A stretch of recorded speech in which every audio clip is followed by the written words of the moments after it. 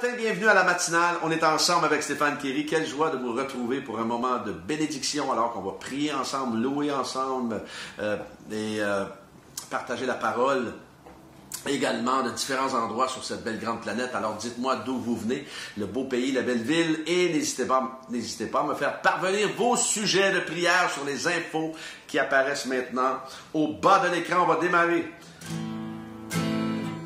démarrer cette matinale avec ce merveilleux chant qui s'intitule « Merveilleux ».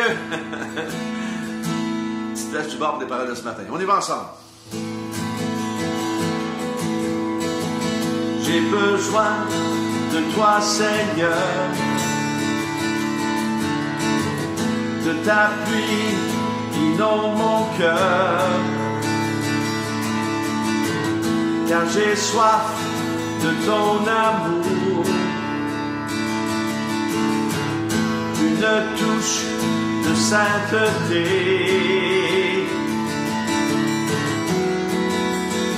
Tu es merveilleux,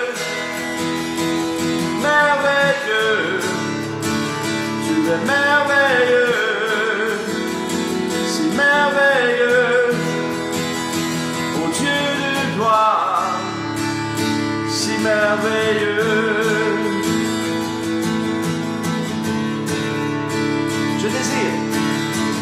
Je désire me rapprocher. Oh, oh, oh, ton visage, je veux toucher. Car je t'aime, oh mon espoir. Je t'aime, oh mon espoir. Me voici, je suis à toi.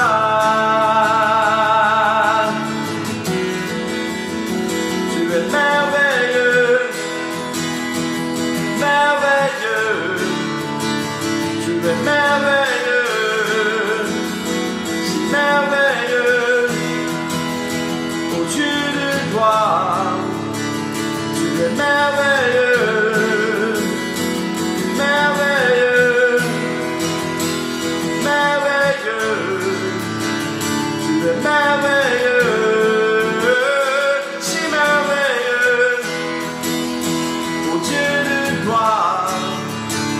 Merveilleux, si merveilleux,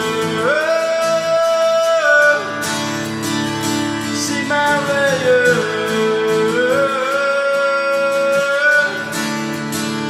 si merveilleux,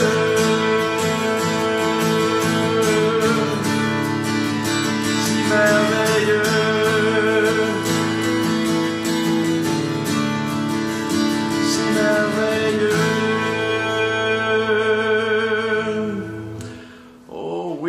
Si merveilleux. Le thème de ce matin, le monde disparaîtra, Jésus restera. On va lire dans le psaume 102, 26 à 28. Autrefois, il y a deux textes ce matin dans le livre des psaumes et dans Hébreu, mais premièrement, le premier texte dans le psaume 102, 26 à 28. Autrefois, tu as fondé la terre et le ciel est l'œuvre de tes mains. Eux, ils disparaîtront tandis que toi, tu restes là. Ils vieilliront tous comme un vêtement. Tu les remplaceras comme un habit. Ils céderont la place, mais toi, tu es toujours le même et ton existence n'aura pas de fin. Et ensuite, dans Hébreu 1, 10 à 12, « Et c'est toi, Seigneur, qui au commencement a fondé la terre et le ciel est l'œuvre de tes mains. Eux, ils disparaîtront, tandis que toi, tu restes là. Ils vieilliront tous comme un vêtement. Tu les enrouleras comme un manteau. Ils seront remplacés comme un vêtement. Mais toi, tu es toujours le même et ton existence n'aura pas de fin. » Hébreu 1, 10. Si on regarde un peu le contexte ce matin, Hébreu a été écrit aux chrétiens juifs du 1er siècle et le chapitre 8 des Actes nous dit aussi qu'une grande persécution a éclaté contre l'église de Jérusalem à ce moment-là. Et c'est à peu près l'époque de la mort d'Étienne alors qu'il s'est fait lapider, le premier martyr chrétien.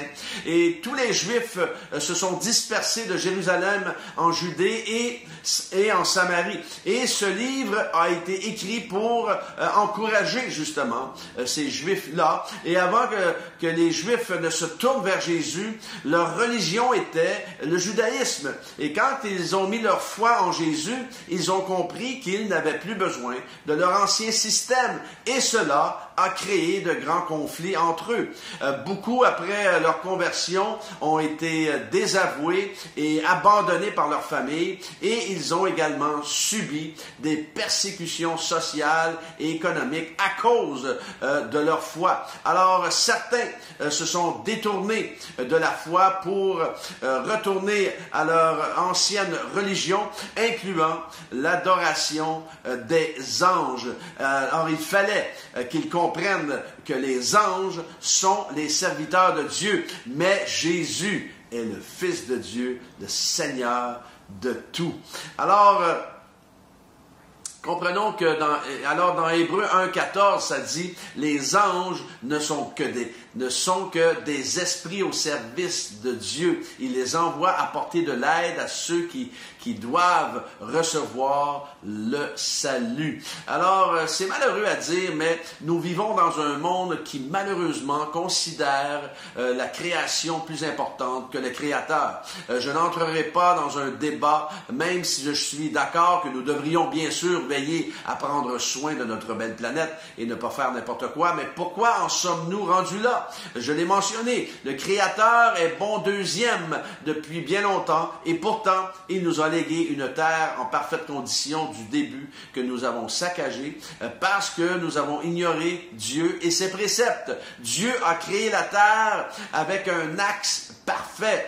Je lisais justement à ce sujet parce que j'étais impressionné dernièrement alors que je marchais avec mon épouse et je me disais, par un beau coucher de soleil et tout cela, je voyais cette boule de feu au loin et je me disais, c'est absolument extraordinaire la création de Dieu et la précision avec laquelle il a tout créé. Parce qu'on sait que par de très courte distance, nous pourrions geler ou brûler. Alors, et l'axe de la Terre a été tout à fait créé en parfaite condition, mais nous avons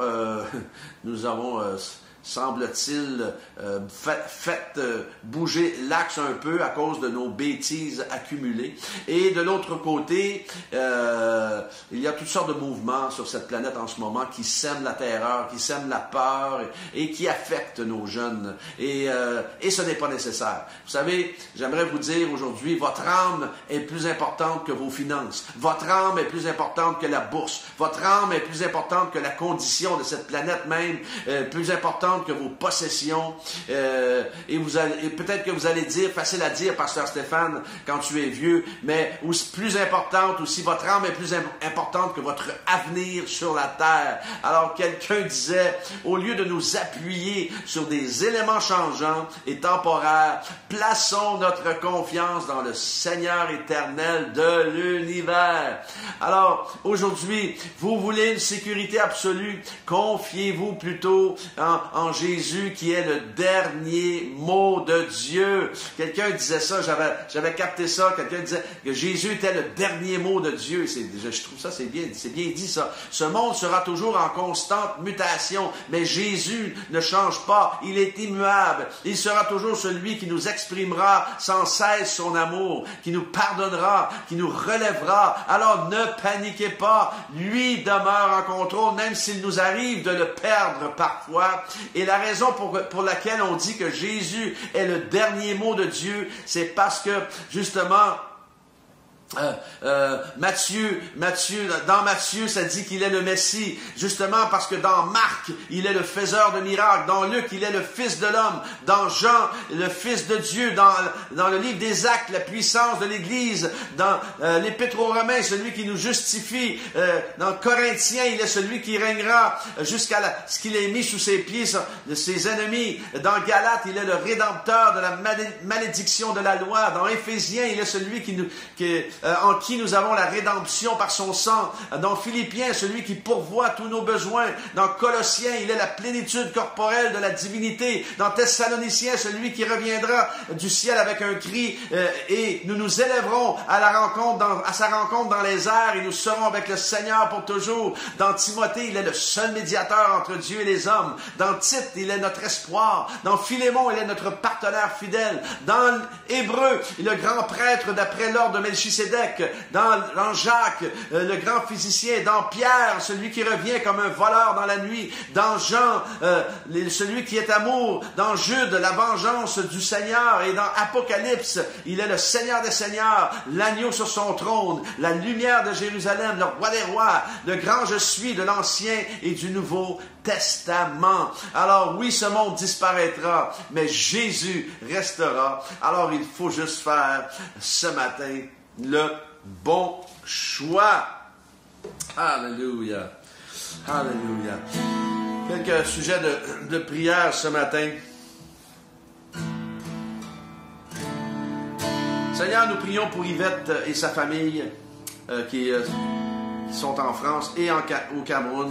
Seigneur, nous prions, Seigneur, de les bénir, de les toucher, de les visiter. Nous prions également pour les finances de Yvette. Merci de lui donner, Seigneur, au-delà de ses attentes et de pourvoir surnaturellement. Merci pour Nicole, une maman désespérée qui est pour ses enfants, afin qu'ils soient unis ensemble et qu'il y ait une réconciliation. Merci pour sa fille, afin qu'elle puisse trouver un emploi, alors que depuis des années, Seigneur, déjà, elle cherche. Alors, merci de lui ouvrir les écluses des cieux pour un travail. Merci pour un nouveau logement pour Nicole également, alors qu'il y avait eu un dégât d'eau. Merci de pourvoir pour Nicole pour un nouveau logement, surnaturellement. Merci pour Luna, 12 ans, qui a été hospitalisée pour une forte fièvre et des ganglions. Ils ne savent pas ce qu'elle a. Mais toi, Seigneur, tu la guéris maintenant. Tu la visites par ta main toute puissante dans le nom de Jésus. Déploie la puissance de ta guérison sur elle maintenant.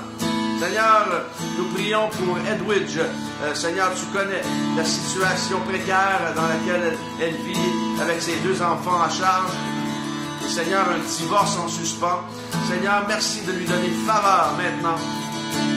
Merci, Seigneur, pour ton intervention divine dans cette situation et de lui donner également au-delà de ses attentes par la puissance de ton Saint-Esprit. Déploie, Seigneur, oui, le miraculeux dans sa vie, dans le nom de Jésus. Merci pour mes frères et sœurs ce matin qui sont connectés, de les visiter, de les combler, de les garder près de ton cœur, de les accompagner tout au long de cette journée, de les confier entre tes mains, dans tes bras d'amour, au nom de Jésus. Alléluia.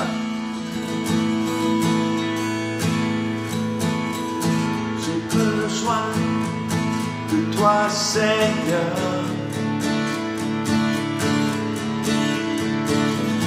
de ta pluie inonde mon cœur.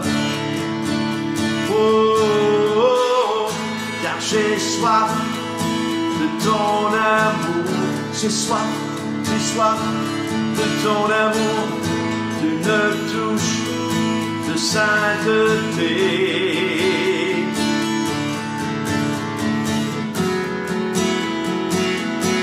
Merveilleux, merveilleux, tu es merveilleux, si merveilleux, ô Dieu de gloire, si merveilleux,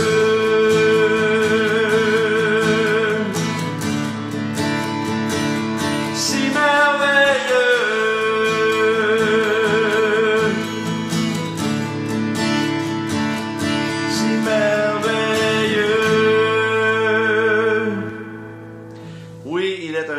Merveilleux qui pourvoit et ne désespérez pas. Il est celui, il est celui qui restera. Jésus restera. Ce monde disparaîtra un jour, mais Jésus restera. Et c'est à lui que nous appartenons. Alors, on va rester avec lui. Que Dieu vous bénisse et Dieu voulant, demain matin, on est ensemble.